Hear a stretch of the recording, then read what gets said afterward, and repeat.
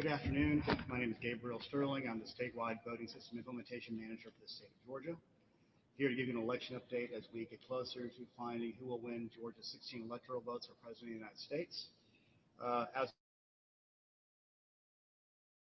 counties have certified their results, and the margin, and as you understand, when we get closer to these certifications and the counties do the reconciliations, they find those 1Z, 2Z votes that are still out there. So yesterday, when Secretary Raffensperger was out here, the total difference was 14,111. As of right now, about 17 minutes ago, the difference is 14,072. So, as you all know, he announced yesterday that we will be doing a risk-limiting audit, which is the next step in the legal process that is outlined on this. And as I've said since Tuesday night and Wednesday, that this is all about process, and following the law as written. Now, risk-limiting audit is something that maybe 12 people on the planet can explain in a way that actually might make sense and that everybody can understand it.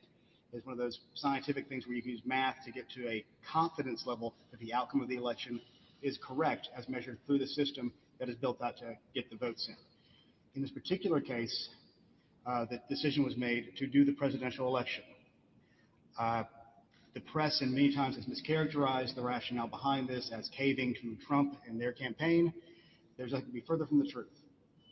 Because even before the Trump campaign was talking about the possibility of a recount or do some recanvassing, we knew that there was a specific purpose for an audit in the law. And that specific purpose was to instill confidence in the outcome of that election. If we had chosen to do what would have been an easier risk-limiting audit, in this case, there was only one in the state that could have been easier, and that was the jungle primary for the United States Senate. It would have probably undermined confidence in the outcome of the presidential election.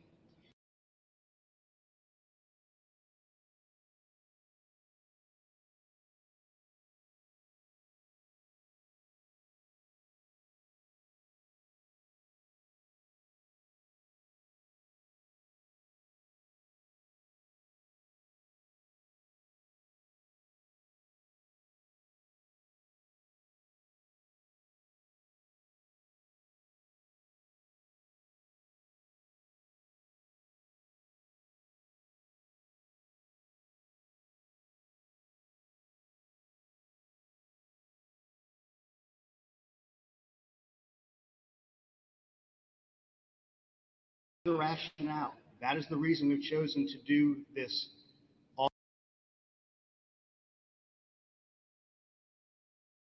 traditional recount. Understand, these are two separate and apart things. There is an audit and there is a recount. Two separate statutes, two separate sets of rules.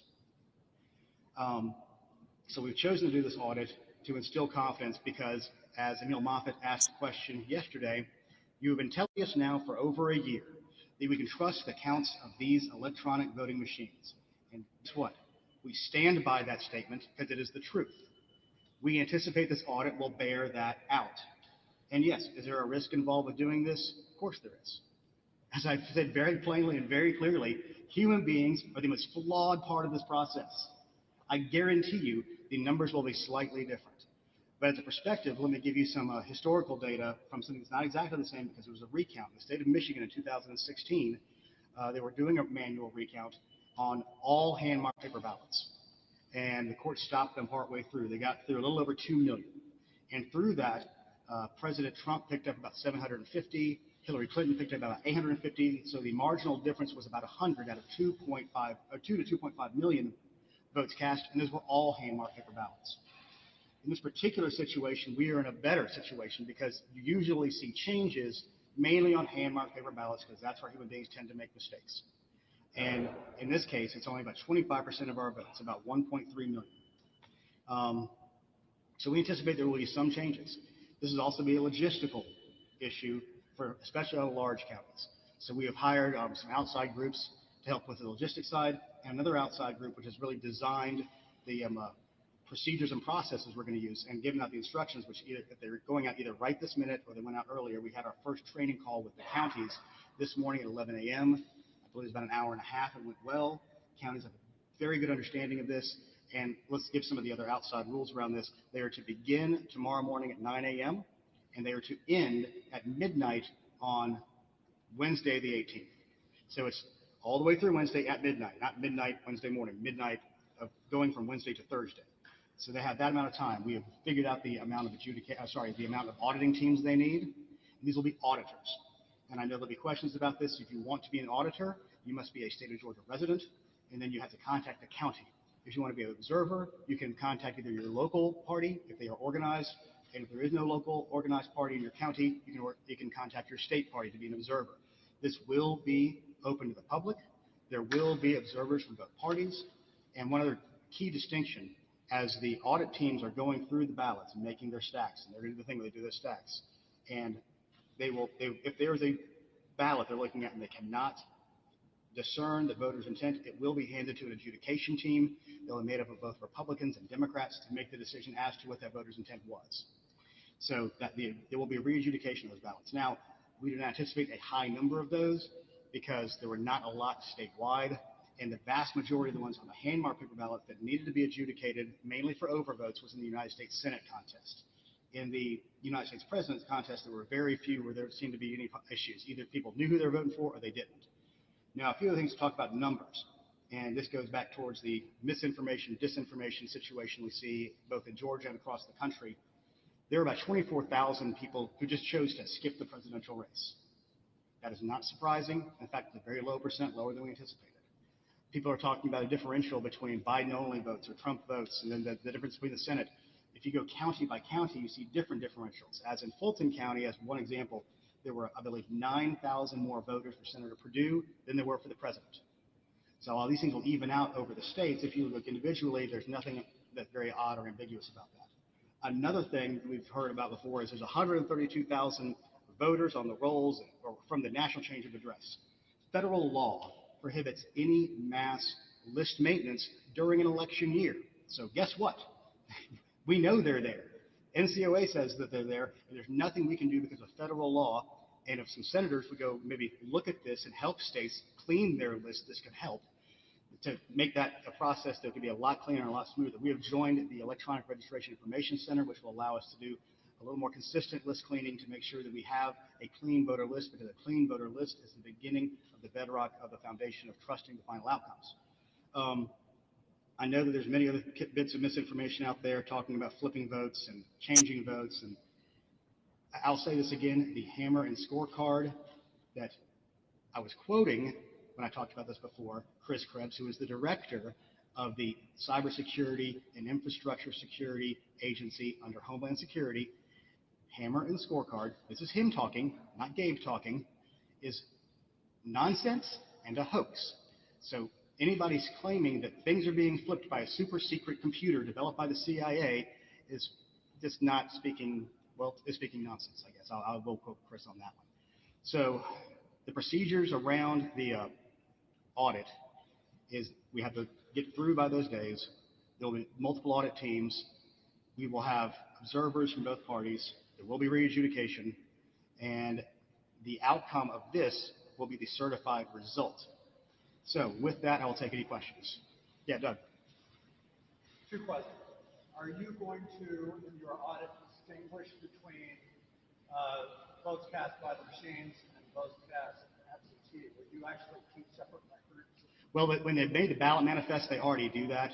The absentee ballots, which are all hand-marked ballots, are kept separately, and they're in smaller batches. So you'll already know those, and so the reporting at the end will be, here's mail-in absentee, here's absentee in person, here's, actually, I don't know if they can separate that, but the batches should be able to do that on the final number. And then provisionals is the last one on those, where we can separate those out. And then the second question is, are you inviting a second recount demand from the Trump campaign by conducting this audit before the votes are certified? Under the law, any person who comes in second by less than 0.5% can ask for a recount. I would hope that common sense would prevail, and that if it's very close to the first time, the possibility of the computer recount being changing the results would be slim to none.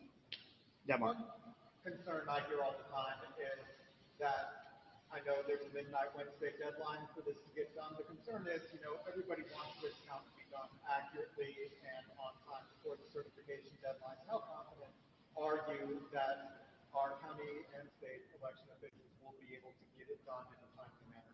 We're pretty confident. We've been running the numbers, and we do have Voting Works here who has done this before. In fact, I got those Michigan numbers from one of their employees who's here on the ground with us, and they have the expertise in this. We've worked through it. We're working with the counties to make sure they have the manpower in place. We feel very confident we can get it done for the 20th, but we're aiming for that 18th. And let me set a level of expectation. We are not going to be releasing the new result counts as they come in. We will be releasing, this is the percent of ballots they've gotten through, this is the percent of batches they've gotten through, because when you're looking at these batches, it'll be similar to what we saw before. We're going to start with the absentees because those can be the most problematic because those have the most human interaction. And what's going to happen, I can guarantee, on day one, we're all going to look at each other and go, oh, I don't know if we can make this. But as time passes, we get through those, it's going to be a lot easier, and the speed will pick up as people get more used to doing it. And then when we move to the second round of this, when we get past the absentees, which are the hand mark paper ones, you're moving to the ballot marking device ones, which are a lot easier because it's a name, you stack and you go. It should be a lot easier after that. But there are procedures in place. We are going to have what we call sanity checks throughout to make sure there's nothing going really crazily off the rails. We have timelines set for everybody. And I know the small counties will get through it, and the big counties have resources. We've brought in another logistics firm to help some of these medium-sized counties that have a decent amount of size of ballots and a decent amount of resources to make sure that there's an ability to do that. And yes, the costs are going to be borne by the counties right now. We're looking at a way to do some cost sharing using the state's federal HAVA dollars to help take some of that burden off the counties, but that formula has not been worked out yet. Yes? Is the process for challenging ballots in the audit the same? There is no process for challenging ballots in the audit. There is only going to be the adjudication done by the Republican and Democrat adjudicators. If the audit team cannot come to a decision on what that is, there is no ballot challenge. Is that the same as if there were to recount? As I understand it, these rules are different, but I don't know the recount rules that well. I've been paying a lot of attention to the audit rules. Steve. Could you describe the security measures in place in the paper trail to make sure that ballots don't go missing, or there's an accountability aspect to this? Everything of these things have to be sealed. There are sealed numbers to look at. Even when they're doing the ballot checks themselves, when they bring in every person who's moving ballots will not be an auditor. There'll be people whose specific jobs are these things. When the auditors get that, they will have a ballot tally sheet, and on that they will say box sealed, and they already there's a record of the box being sealed before, and they will reseal the box on the way back out. The only outside difference on that one is if anything goes to adjudication, which would include if there's a qualified write-in presidential, if there's a blank ballot, if there's an adjudicated ballot, those will go to the adjudication teams, but they will be kept in a separate envelope. They'll be tied back to that original box of ballots so they can be married together again after the adjudication is done. But all of this is documented. All of this is put down on those tally sheets, and all these are tracked back to a master log of the ballot manifest. Yes, sir. The claims of fraud that have been brought up are double voting, deceased people voting. There's been claims of this Dominion software flipping votes. Will the audit be able to identify and weed out any of those issues? No, this is a audit of the ballots that came through legally. It's going to have to be a post-election situation to look for individuals who may have violated the law and voted, double voted, and if anybody has cast a ballot for a dead person, that's a violation of the law. However, in Georgia, the state constitution requires that there's a privacy of the ballot, so there's no way to tie an individual ballot back to an individual human being. Because if there was a way to do that, that could lead to vote buying, which is why you can't take a picture of the ballot inside the voting booth until you can take that to get paid by whomever wants to pay you. Anybody else? Mark, again. I'm going to get you a better mask next year so you have to go through all this. So my understanding is this audit, you aren't comparing specific ballots to specific votes reported previously. We're just starting over with a new count. Correct? We're starting over with a new count. In some counties, the batches match the ballot boxes. In some counties, they don't, which actually is a good thing as a verification because they're not aiming at a target. They're not saying, oh my gosh, we're off on this. It's going to be a cleaner way to get to a final result. And the main thing we're trying to do is show that the equipment scanned the ballots properly. And the counts we got were the right counts. And the ballots we have are the backup trail to that. So is it going to change some? As I have said, in every conference, when this has come up, yes, the outcome will change slightly at the end more than likely, at least the final numbers. If we see something along the lines of 14 or 15,000, we have bigger issues to worry about that the machines probably didn't count themselves right. So that's a very important distinction. The point of the audit is to show the machines counted the ballots fairly. And what we have said from the beginning, every single day, we want to get it right. We want to make sure this is accurate, and we want to give those people who believe that there is something flipping a ballot from a Dominion system, it's not happening. And this is the reason and rationale for an audit to begin with. Yes, sir. Can I ask you about the elephant in the room? The Secretary of State. So the Secretary of State, we understand his wife may have tested positive for COVID-19. Is that correct? And is the Secretary of State in quarantine? And what about you? I'm not going to speak to the health concerns of family members of anybody, either elected or on our staff right now. I'll leave them to speak for that for themselves. I'm probably going to get tested, but I'm not going to say, well, I'm going to go get tested. It's not my place to confirm at this conference. I'm talking about the voting election. If that's the case, then no, we'll not impact. We have a wide staff. We have outside consultants here. And let's remember something. The work of this recount is being done at the county level. That is where the boots on the ground are. And as the secretary pointed out yesterday, the men and women who stood behind him at that conference where he made this announcement, they are the ones who are having to do the real work. They have to get up, they have to staff, they have to train, they have to make sure people are there, they have to make sure they have the 6x10 tables ready to go, they have to make sure they get the notices out.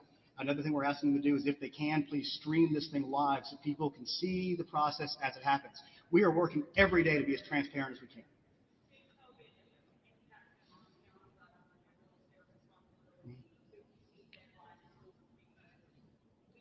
My hope and prayer is we cannot move deadlines. We have a federal drop-dead certification deadline, and we have potential backup plans in place to make sure that the ballots for January 5th go out for the UACOB of military and overseas on time on Saturday the 21st.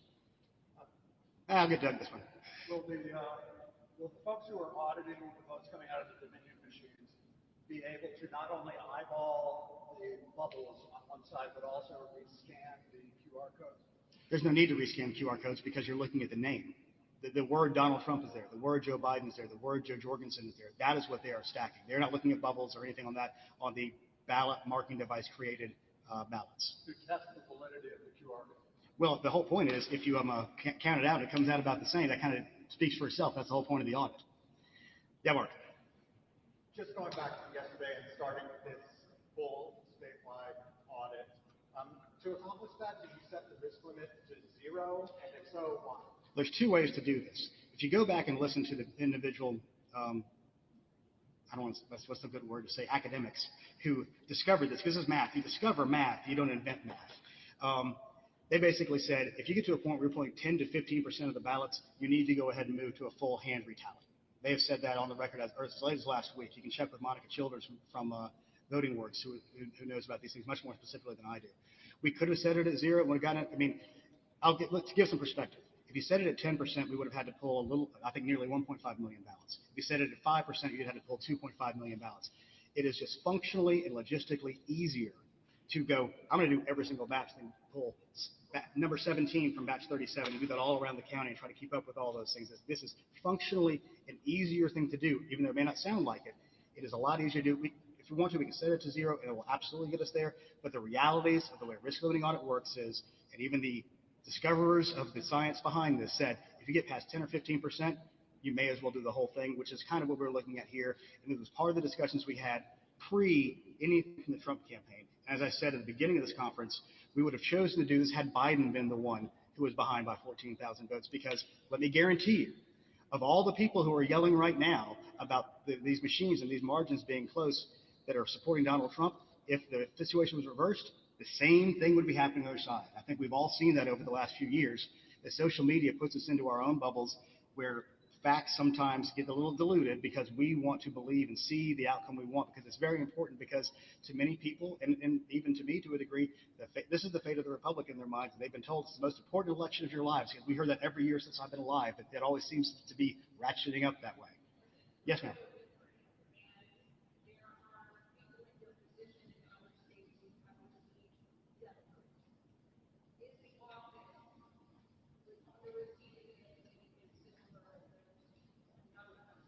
In an abundance of caution, we will always make sure that our office and our employees are secure.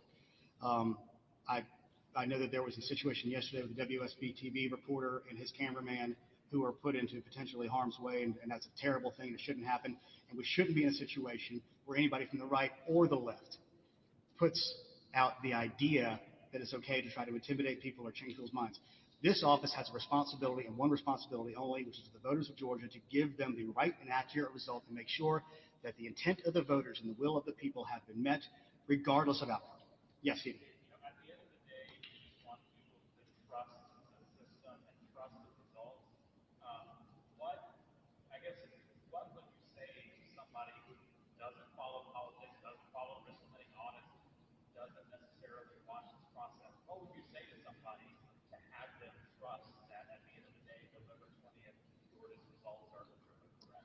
It's going to be difficult if anybody doesn't follow anything to convince them. But we have a lot of safeguards in place. We have a lot of processes in place. This security and all cybersecurity is one of the things we're talking about here. Begins with physical security. To get into our voter registration system, you have to have a unique user ID, a unique password. You have to go through multi-factor. We have the poll pads come in that get that data to check people in. Our BMDs and our scanners never touch the internet. The election management systems that are used to do the final tally never touch the internet. They are all air gapped. We have, for our voter registration system, we have an Albert sensor. We have partnerships with the Department of Homeland Security. We have our own outside vendors to go in and look at penetration testing and make sure there's nothing happening and look for bad actors and look for bots. It's always changing every day. This office spends a heck of a lot of time on making sure that the equipment involved is secure. We spend a heck of a lot of time with the counties training people. The decentralized nature of votes in Georgia is a security measure in and of itself. It's 159 counties. There's not a single target. And one of the situations we're worried about going forward in the January 5 election is that we've gone from 50 state targets to 1. So we fully anticipate that the potential threat level in the state will increase. And while I'm at it, there's another thing we need to talk about that is going back to the nature of our law when it comes to registration. I know there's been discussion about people coming in from out of state, Andrew Yang being the most famous, to come and help Georgia see the light and do the right thing. I want to remind everybody, in order to have the ability to register to vote in Georgia, you have to be a Georgia resident, which means you have to believe that you're staying in Georgia. You can't be a canvasser for Bloomberg. You can't be a canvasser for the Koch brothers and decide, hey, I'm going to vote here while I'm here.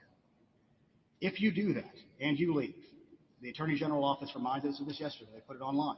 It is a felony that is charged up to 10 years and I think a $100,000 fine. Let me be clear about this. If you want to move to Georgia and be part of the #1 state in America to do business, we are happy to have you. It's great to have you come in.